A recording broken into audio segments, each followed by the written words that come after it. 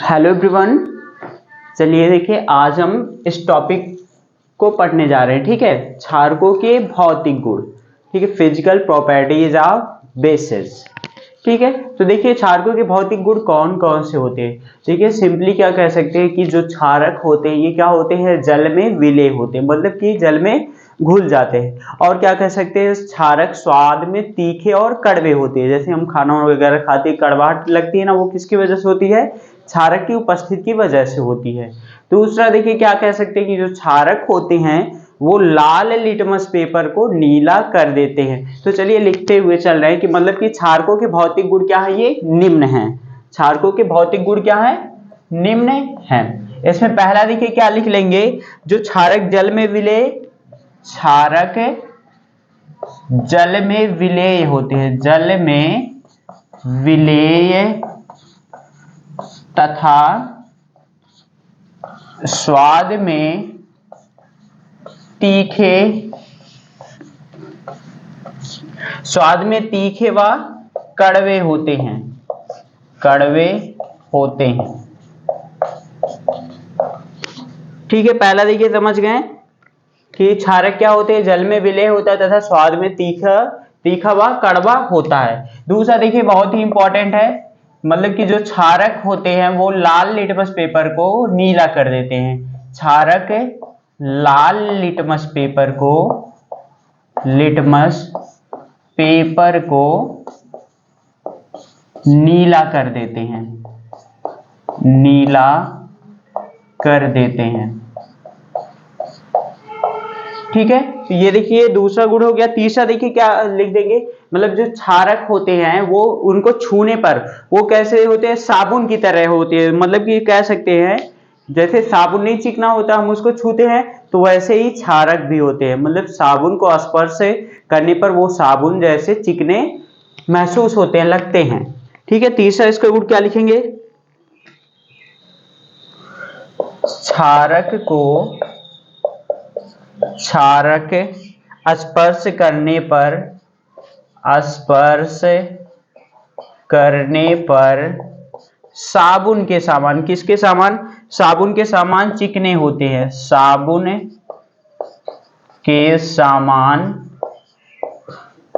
चिकने होते हैं।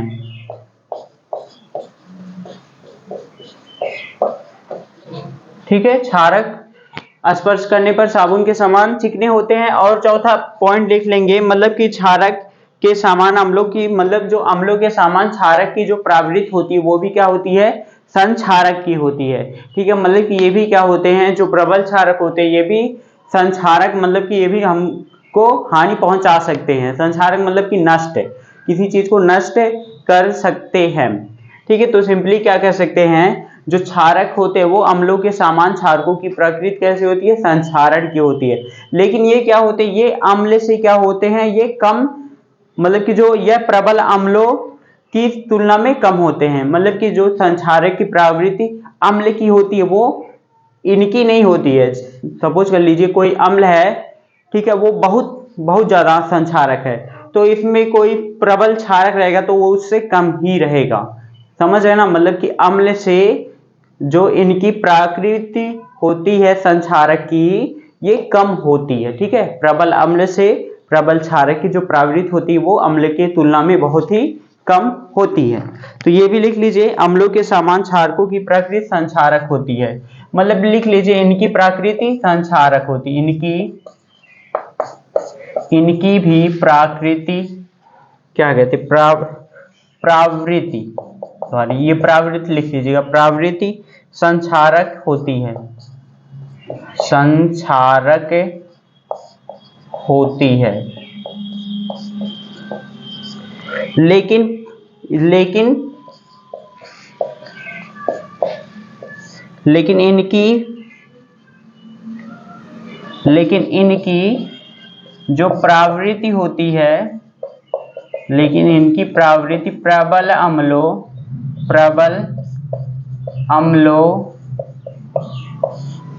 की तुलना में बहुत कम होती है, की तुलना में कम होती है, की तुलना में कम होती है, कम होती है।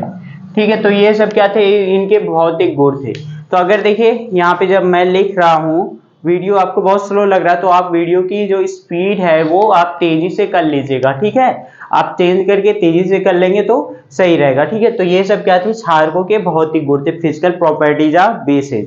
पहला तो ये तो जानते, क्षारक जल में विलेय तथा स्वाद में क्या होते, तीखे व कड़वे होते। दूसरा, क्षारक लाल लिटमस पेपर को नीला कर देते हैं। तीसरा, क्षारक स्पर्श करने पर साबुन के समान चिकने होते हैं। और चौथा, इनकी भी प्रवृत्ति संक्षारक होती है, लेकिन इनकी प्रवृत्ति प्रबल अम्लों की तुलना में क्या होती है, कम होती है। तो ये सब क्या थे, क्षारकों के भौतिक गुण थे।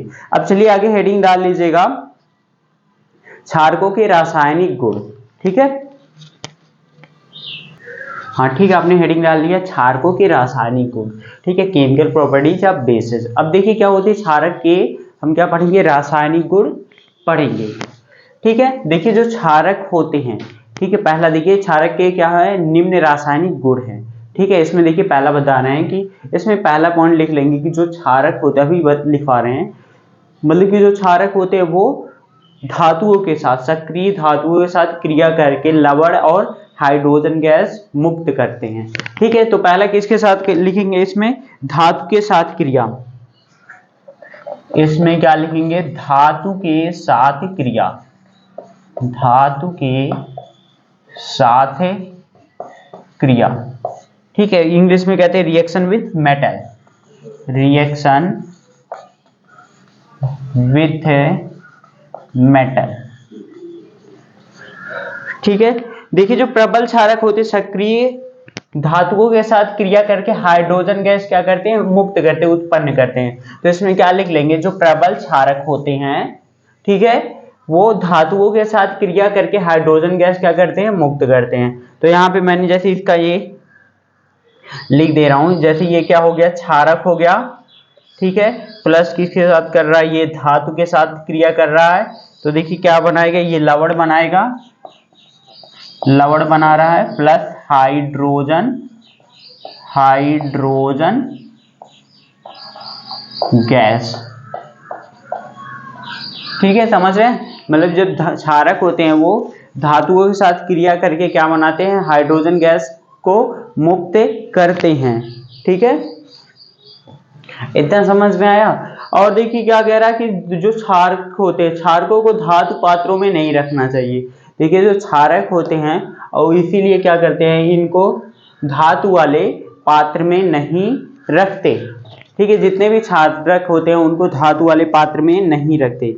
जैसे एग्जांपल हमने दे दिया, जैसे जिंक हो गया, ठीक है, जिंक ये धातु है, क्षारक को ले लीजिए, हमने सोडियम हाइड्रोक्साइड ले लिया NaOH, ठीक है, इसके साथ देखिए क्रिया करा रहे हैं। ठीक है, तो यहाँ पे हाइड्रोजन को निकालना तो 2 मोल लेंगे तभी हाइड्रोजन गैस निकलेगी। तो हाइड्रोजन को हमने निकाल दिया, इतना निकाल दिया। देखिए क्या बन यहाँ पे बचेगा, यहाँ पे बचेगा Na2ZNO। ठीक है, इसका देखिए क्या नाम हो जाएगा, सोडियम जिंकेट। ये क्या बना रहा है, सोडियम जिंकेट बना रहा है, और हाइड्रोजन गैस क्या कर रही है, ये मुक्त हो रही है। तो पहला यही रासायनिक गुण है कि जो क्षारक होते हैं धातुओं के साथ क्रिया करके लवण और हाइड्रोजन गैस मुक्त करते हैं। इसीलिए जो क्षारक होते हैं इनको धातु वाले पात्र में नहीं रखा जाता है। ठीक है, इसका देखिए नाम लिख लीजिए, ये क्या है, सोडियम जिंकेट है। ठीक है, दूसरा देखिए एग्जाम्पल दे रहे हैं इसी का, जैसे ले लिया हमने एल्युमिनियम, यहाँ पे एल्युमिनियम का जब सोडियम हाइड्रोक्साइड के साथ क्रिया करते हैं, NaOH है, यहाँ पे एल्युमिनियम ले लिया। अब देखिए ये एल्युमिनियम क्या करेगी, इसके साथ क्रिया करके क्या बनाएगी, यहाँ पे हाइड्रोजन गैस तो निकलनी ही है, हाइड्रोजन गैस निकलेगी। सोडियम हाइड्रोक्साइड के जब हम एल्युमिनियम के साथ क्रिया करा रहे हैं तो देखिए क्या बनेगा, यहाँ पे हमारा NaOH है, ये किस में रहेगा, ये AQ लिख लीजिएगा, ये जलीय विलयन है। ठीक है, तो यहाँ पे क्या बन जाएगा आपका, ये 2 मोल्स NaAlO2। ठीक है, 2 मोल्स क्या बनेगा, NaAlO2। ठीक है, तो यहाँ पे भी आप 2 से कर लेंगे, ये भी हो जाएगा, ये भी क्या है, ये जलीय विलयन है। ठीक है, ध्यान दीजिएगा, ये सब जलीय विलयन है। और ये क्या है, ये आपका ठोस है, सॉलिड, सॉलिड है, जिंक है ये सॉलिड है, और ये भी क्या है, ये सॉलिड है, और ये तो गैस निकल ही रही है। ठीक है, इतना समझ में आया। अच्छा हाँ, इसको देखिए नाम लिख लीजिएगा, ये क्या है, सोडियम मेटा एल्यूमिनेट या फिर सोडियम एल्यूमिनेट भी कहा जाता है। सोडियम मेटा एल्यूमिनेट इसको कहते हैं, या फिर क्या कहते हैं इसको, सोडियम एल्यूमिनेट भी कहते हैं। ठीक है, अब चलिए देखते हैं दूसरा पॉइंट, मतलब कि अधात्विक ऑक्साइड के साथ क्रिया। जो क्षारक होते हैं वो किसके साथ क्रिया करेंगे, अधात्विक ऑक्साइड के साथ क्रिया, ऑक्साइड के साथ क्रिया। ठीक है, दूसरा ये रासायनिक गुण है, तो इसको इंग्लिश में क्या कहेंगे, reaction with non metal, reaction with non metal. जब क्षारक क्या होते हैं, अधात्विक ऑक्साइड के साथ क्या करते हैं, क्रिया करते हैं।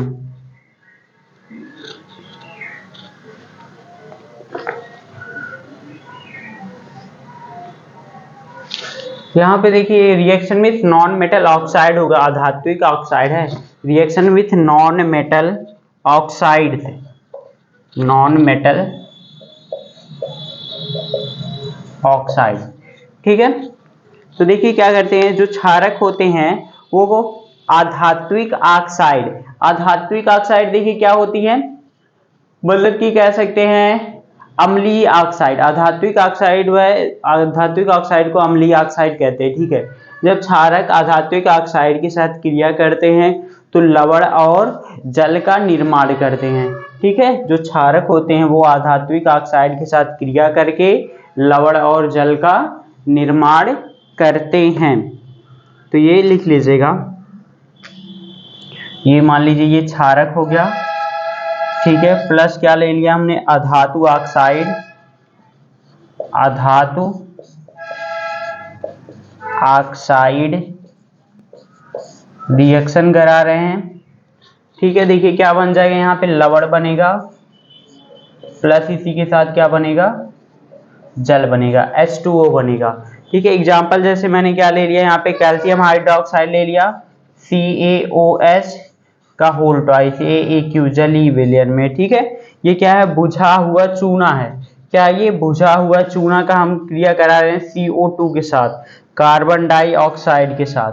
तो देखिए ये क्या बनाएगा, लवण बनाएगा, ये क्या बनाएगा, लवण Ca क्या हो जाएगा, CaCO3 कैल्शियम कार्बोनेट प्लस क्या बनाएगा, H2O, कैल्शियम कार्बोनेट बना रहा प्लस क्या बना रहा है, H2O बनाएगा। ठीक है, अधात्विक ऑक्साइड में जब क्षारक क्या होता है, अधातु ऑक्साइड के साथ क्रिया करता है, लवण और क्या बनाता है, जल बनाता है। तो ये क्या हो गया, ये इसका दूसरा रासायनिक गुण हो गया। अब चलिए देखते हैं तीसरा रासायनिक गुण क्या है। चलिए तीसरा देखिए, इसका रासायनिक गुण बता रहे हैं, मतलब कि जो ऐसे कह सकते हैं।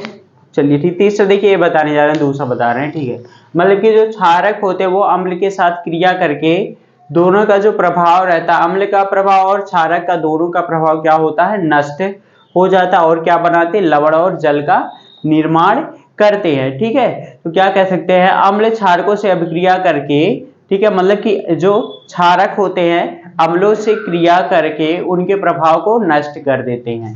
ठीक है, तो क्या होते हैं, जो क्षारक होते हैं वो अम्ल के साथ क्रिया करके उनके प्रभाव को नष्ट कर देते हैं, लवण तथा जल का निर्माण करते हैं। ये तीसरा रासायनिक गुण है। ठीक है, जैसे हमने ले लिया NaOH, सोडियम हाइड्रोक्साइड है, किसके साथ ये करेगा, HCl के साथ, हाइड्रोक्लोरिक अम्ल के साथ क्रिया करके, मतलब कि जो ये क्षारक है ये अम्ल के साथ क्रिया करके इसके प्रभाव को क्या कर देगा, नष्ट कर देगा, और क्या बनाएगा, और ये बनाएगा क्या बनाएगा, यहाँ पे लवण बनाएगा और क्या बनाएगा, जल बनाएगा। ठीक है, लवण क्या बन जाएगा, यहाँ पे NaCl ये क्या बन जाएगा, लवण बन जाएगा, प्लस H2O ये क्या बनेगा, जल बनेगा। तो ये इसका तीसरा रासायनिक गुण था। चौथा देखिए रासायनिक गुण क्या है, रासायनिक गुण इसमें चौथा देखिए क्या होते हैं, कुछ क्षारक गर्म करने पर क्षारीय ऑक्साइड व जल में विघटित होते हैं। मतलब कुछ ऐसे क्षारक होते हैं जिनको गर्म करने के बाद वो क्षारीय ऑक्साइड और जल में क्या हो जाते हैं, टूट जाते हैं। ठीक है, तो इसको भी देखिए हम लिख लेंगे। जैसे मैग्नीशियम हाइड्रोक्साइड है MgOH2 मैग्नीशियम ऑक्साइड है। ठीक है, इसको हम देखिए क्या करेंगे, इसको हम केवल गर्म कर देंगे। ठीक है, तो ये क्या हो जाएगा, MgO मैग्नीशियम ऑक्साइड, और किस में टूट जा रहा है, जल में ये टूट जा रहा, विघटित होता। तो यही कह रहे हैं, इसका क्षारकों का चौथा गुण है कि कुछ ऐसे भी क्षारक होते हैं जिनको गर्म करने पर वो क्या हो जाते हैं, क्षारीय ऑक्साइड व जल में विघटित हो जाते हैं। तो ये सब क्या थे, इसके रासायनिक गुण थे। ठीक है, अब चलिए हेडिंग डाल लीजिए, क्षारकों के उपयोग। क्षारकों का उपयोग कहां कहां पर होता है, क्षारकों का उपयोग। ठीक है, क्षारकों का उपयोग मतलब कि यूजेज ऑफ बेसेस। ठीक है, क्या देखेंगे, यूजेज ऑफ बेसेस। ठीक है, क्या देखते हैं, यूजेज ऑफ बेसिस। चलिए इसमें देखिए इस क्षारकों का उपयोग देखते हैं। जैसे कि हमने दे दिया ये एल्युमिनियम हाइड्रोक्साइड AlOH3, ये क्या है, क्षारक है। एल्युमिनियम हाइड्रोक्साइड क्षारक है। दूसरा देखिए क्या लिख दे रहे हैं, अमोनियम हाइड्रोक्साइड NH4OH, ये भी क्षारक है। ठीक है, सी देखिए क्या देखते हैं, सोडियम हाइड्रोक्साइड NaOH, ये भी क्षारक है। और एक क्षारक का उपयोग देखेंगे, कैल्शियम हाइड्रोक्साइड CaOH का होल ट्वाइस। ठीक है, एल्युमिनियम हाइड्रोक्साइड है, अमोनियम हाइड्रोक्साइड है, सोडियम हाइड्रोक्साइड है और कैल्शियम हाइड्रोक्साइड है। इन सब का देखिए उपयोग देखते हैं। पहले देखिए क्या देखते हैं, एल्युमिनियम हाइड्रोक्साइड का उपयोग देखिए कहां पर होता है, देखिए वस्त्र तथा प्रति अम्ल बनाने में होता है। किसमें, वस्त्र तथा प्रति अम्ल बनाने में होता है एल्युमिनियम हाइड्रोक्साइड का उपयोग। दूसरा देखते हैं, ये क्या है, अमोनियम हाइड्रोक्साइड। देखिए जो अमोनियम हाइड्रोक्साइड होती है इसका उपयोग कहां पर होता है, क्लीनिजिंग एजेंट। ठीक है, तथा अमोनियम लवण बनाने में होता है। किसमें होता है, क्लीनिजिंग एजेंट में इसी का प्रयोग होता है। ठीक है, चौथा देखिए सोडियम हाइड्रोक्साइड है। इसका देखिए क्या कहां पर होता है प्रयोग, साबुन बनाने में होता है सोडियम हाइड्रोक्साइड का प्रयोग। ठीक है, धावन पाउडर के निर्माण में, रेयान के निर्माण में, कागज व लुगदी के निर्माण में ये सब होता है, ये सोडियम हाइड्रोक्साइड का उपयोग। कैल्शियम हाइड्रोक्साइड का देखिए उपयोग कहां पर होता है, चमड़ा उद्योग में होता है। कहां पर होता है, चमड़ा उद्योग में होता है। खारे जल को मृदु बनाने में, ब्लीचिंग पाउडर आदि बनाने में इसी का उपयोग होता है, कैल्शियम हाइड्रोक्साइड का। अब देखिए नोट करके लिख लीजिएगा। देखिए हम क्या करते हैं, टूथपेस्ट करते हैं सुबह ना, ये क्यों करते हैं, देखिए जो टूथपेस्ट क्या होता है, हल्का सा क्षारीय होता है। टूथपेस्ट क्या होता है, हल्का सा क्षारीय होता है। इस कारण दांतों के चारों ओर अम्ल के अधिक के मतलब कि जो प्रभाव रहता है वो उसको क्या कर देता है, उदासीन कर देता है। ठीक है, और देखिए एक चीज और ध्यान में रखिएगा कि जो मधुमक्खी होती है ये लाल चींटी होती है, ये जब काटती है तो कौन सी अम्ल छोड़ती है, मेथेनोइक अम्ल छोड़ती है, जिसको क्या कहते हैं, फार्मिक अम्ल छोड़ देती है। जिससे क्या होने लगता है, वहां पे दर्द होने लगता है, दर्द व जलन का अनुभव होने लगता है। अब इनको शांत करने के लिए, इसको शांत करने के लिए हम क्या करते हैं, दुर्बल क्षारक, जैसे क्या हो गया बेकिंग सोडा। ठीक है, बेकिंग सोडा, ठीक है, इस उस स्थान पर लगाने से हमको आराम मिलता है, क्योंकि जो क्षारक होते हैं वो अम्ल के प्रभाव को क्या कर देते हैं, नष्ट कर देते हैं। इसलिए अगर क्या करती है, मतलब मधुमक्खी या चींटी काटती है तो फार्मिक अम्ल छोड़ेगी। अब फार्मिक अम्ल के प्रभाव को कम करने के लिए हम दुर्बल क्षारक का प्रयोग करेंगे, जैसे कि बेकिंग सोडा। ठीक है, तो ये सब क्या थे, क्षारकों के प्रयोग थे। अब देखिए आगे ये कल पढ़ाएंगे। ठीक है, आम तथा क्षारक के बीच की अभिक्रिया। ओके, तो आई होप आपको समझ में आया होगा। Okay, thank you.